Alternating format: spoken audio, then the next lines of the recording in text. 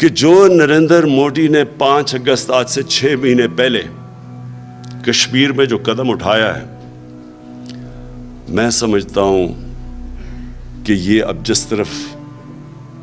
तरफ ये सारा इस कदम की वजह से जिस तरफ अब कश्मीर जाएगा, ये मेरा ईमान है कि अब कश्मीर आजाद होगा।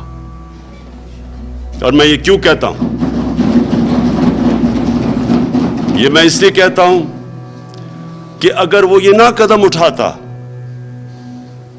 दुनिया को हम कुछ भी नहीं कह सकते थे। पिछली 5 अगस्त से पहले भी जुल्म कर रहे थे कश्मीरियों पे। ये जो पैलेट गन्स इस्तेमाल कर रहे थे, जो कश्मीरियों के हर दूसरे दिन शहादत होती थी कश्मीरियों की, नौजवानों की, लेकिन दुनिया को कोई फिक्र ही नहीं थी, कोई नहीं सुन रहा था। कौन सी हमारी गवर्नमेंट ने किस फोरम पे उठाया था ये, जब वो जुल्म हो रहा था। लेकिन 5 अगस्त को मेरे ख्याल में एक अंग्रेजी की टर्म है फेटल मिस्टेक, वो गलती कर बैठा है जिससे अब ये पीछे नहीं हट सकता। गलती ये है कि इसने, और क्योंकि मैं ये भी आपको बता दूं कि इसलिए कि एक बहुत बड़ा मैंडेट मिल गया। मैंडेट कैसे मिला इलेक्शन का? सारी इलेक्शन की कैंपेन उसने पाकिस्तान के खिलाफ की, और पाकिस्तान को कैसे सबक सिखाएगा। हिंदू नेशनलिज्म को ऊपर लेके आया, अपनी जो हिंदुत्व फिलॉसफी थी उसको उसने ऊपर लेके गया कि कैसे वो पाकिस्तान को सबक सिखाएगा, चौकीदार और इस तरह की स्टेटमेंट्स। और फिर वो जो आरएसएस की फिलॉसफी थी उसको ऊपर लेके आया, और आरएसएस की फिलॉसफी हम सब जानते हैं कि क्या थी। उसका तो आरएसएस एक एक्सट्रीमिस्ट ऑर्गेनाइजेशन थी, इंतहा पसंद। वो ऑर्गेनाइजेशन जो हिटलर से और नाजी से इंस्पायर्ड थी, वो ऑर्गेनाइजेशन जो हिटलर की जो एरियन रेस, नाजी की जो एरियन रेस की थियरी थी, उसको एडमायर करती थी। इनके जो फाउंडिंग फादर्स थे, जो इनके आरएसएस के फाउंडिंग गुलवाकर, ये इनकी किताब, इन्होंने अपनी किताबों में लिखा हुआ है कि वो जबरदस्त काम किया वो नाजीज ने, जिस तरह उन्होंने यहूदियों को जो उनकी कत्लेआम की। और फिर वो समझते थे कि मुसलमानों को भी एक दिन उन्होंने हिंदुस्तान से एथनिक क्लेंस करेंगे, निकालेंगे हिंदुस्तान से। तो ये तो इनकी लिटरेचर के अंदर था। अब ये सब कुछ छुपा हुआ था। 5 अगस्त के बाद हमें मौका मिला। मैंने जो पहली पाकिस्तान की असेंबली में तकरीर की, मैं पहली दफा इस चीज को लोगों को बताया, क्योंकि लोगों को नहीं पता था बैकग्राउंड का। हमारे अपने लोगों को किसी को नहीं पता था।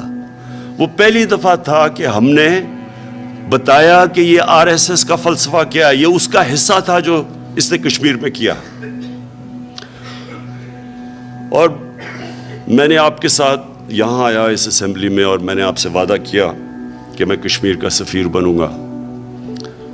मैंने अपनी पूरी कोशिश की, जिस भी फोरम पे उसके बाद मैं गया, मैंने कश्मीर को भी बताया कि कश्मीर में क्या हो रहा है, और मैंने दुनिया के सामने ये जो आरएसएस का फलसफा था ये लेके गया।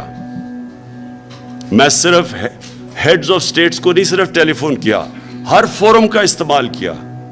यूनाइटेड नेशन की जनरल असेंबली के अलावा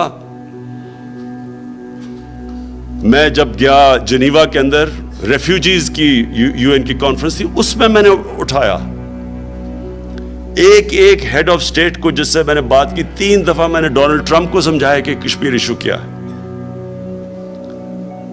हमें इसमें, मैं जानता हूं, मैं मगरबी दुनिया को ज्यादातर पाकिस्तान में लोगों से बेहतर जानता हूं। मुझे पता है कि एकदम उनको एक दफा कहने से कोई फर्क नहीं पड़ेगा, क्योंकि उनके कमर्शियल इंटरेस्ट है।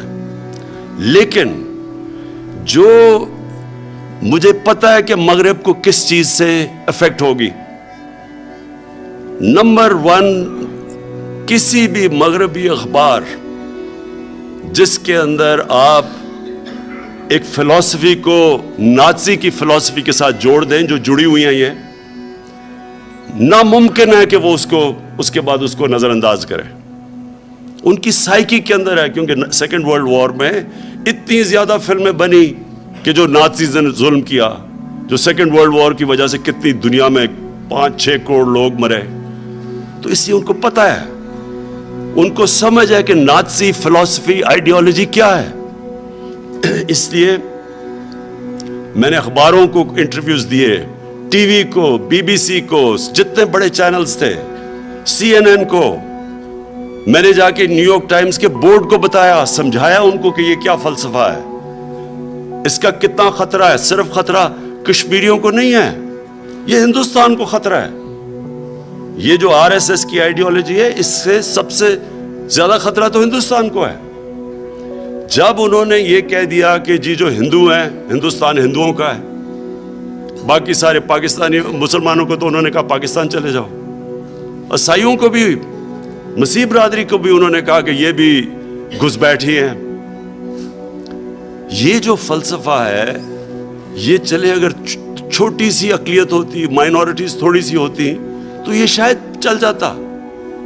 हिंदुस्तान में जो लोग मुतासिर होंगे इस फलसफे से, वो कम से कम 50 करोड़ हैं, मुसलमान 20 करोड़ हैं। आप 20 करोड़ लोगों को ये तो नहीं समझ सकते कि जनाब हमने ये फलसफा लिया और ये चुप करके बैठ जाएंगे। उनको दीवार के साथ लगा दिया है। ये जो 2 लेजिस्लेशन उन्होंने पास की है, सिटीजन एक्ट और ये जो रजिस्ट्रेशन एक्ट है, वह मुसलमानों को खतरा हो गया है। लेकिन मुसलमानों को ही सिर्फ खतरा नहीं हुआ, वहां जो उनके क्रिश्चियंस हैं उनको खतरा है, क्योंकि उनके पीछे भी पड़े हुए हैं। जो इन्होंने ये RSS के जो हिटलर के ब्राउन शर्ट्स होते थे, वो जाके लोगों को मारा करते थे सड़कों पे। कोई सहाफी ने गलत चीज कर दी, उसको मारा। किसी इंटेलेक्चुअल ने नाज़िज्म के खिलाफ बात कर दी, उसको मारा। ऑपोजिशन को मारा, जजेस को मारा। ये बिल्कुल वही RSS के जो इन्होंने पाले हुए हैं, ये गुंडे पाले हुए हैं, ये बिल्कुल वही हरकतें कर रहे हैं। मुसलमान किसी ने गाय का गोश्त किया, उसको मार दिया। किसी ने, मुसलमान ने किसी हिंदू लड़की के साथ नजर आ गया, उसको मार दिया। इस तरह की हरकतें हो रही हैं वहां। ये हिंदुस्तान के लिए बड़ी खौफनाक चीज है, और इसलिए ये हम थे जिसने सारी दुनिया की स्टेज पे उठाया है।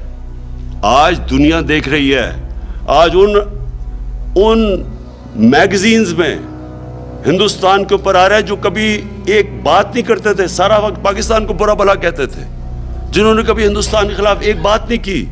इकोनॉमिस्ट की फ्रंट पेज के ऊपर है इनटॉलरेंट इंडिया।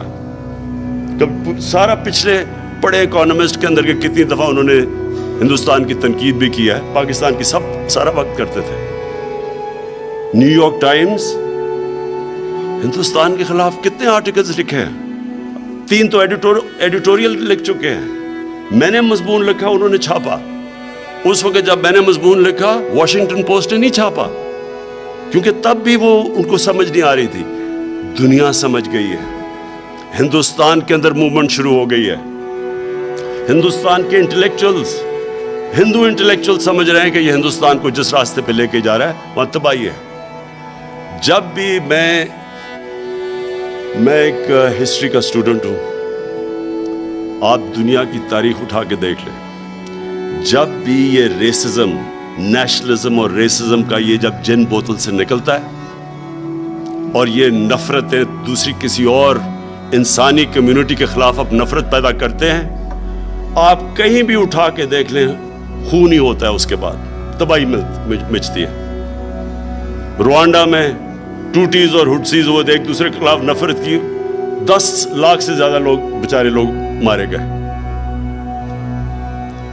जर्मनी के अंदर क्या हुआ, वही उन्होंने नफरतें पैदा की, जोत कत्लेआम की उन्होंने, पता नहीं 60 लाख से ज्यादा यहूदियों की। हमारे ये म्यांमार में, उधर भी पहले एक रजिस्ट्रेशन एक्ट लेके आए 1982 में, मुसलमानों का रजिस्टर करो, उसके बाद उनकी कत्लेआम की मुसलमानों की। हमारा कराची में देख लें, नफरतें फैला दी, एक दूसरे लसानी बायस पे कराची का तबाही करके रख दी। कितने हजार लोग मारे गए कराची के अंदर। ये जब भी आप नफरतों के ऊपर कोई आइडियोलॉजी बनाते हैं, ये हमेशा इसमें खून खराबा और तबाही होती है। और ये हिंदुस्तान में, हिंदुस्तान को खतरा है अब इससे। मैं अपने लोगों को कहता हूं, मायूस नहीं होना चाहिए आपको। हाँ, मुश्किल वक्त है, और सबसे ज्यादा तो हमें तकलीफ है इस वक्त जो 80 लाख कश्मीरियों से हो रहा है। लेकिन मेरा ये ईमान है कि ये तकलीफ तो वो सह जाएंगे। तकलीफ तो पहले भी उनको काफी थी, बुरे हालात तो पहले भी थे, लेकिन ये अब जिस तरफ जाएगा, और इंशाअल्लाह अब हम सबका काम है कि इसको हर इंटरनेशनल स्टेज के ऊपर, मेरे अलावा हमारी पूरी, अब हमारे डेलीगेशंस जाएं जो दुनिया में टारगेटेड चुन चुन के स्टेजेस के ऊपर दुनिया को आगाह करें। हमारा काम है अब हम इसको दुनिया को आगाह करें। तो मैं अपनी तरफ से आपको कमिटमेंट देता हूं कि हर फोरम के ऊपर इसको और तेजी से हम बढ़ाएंगे।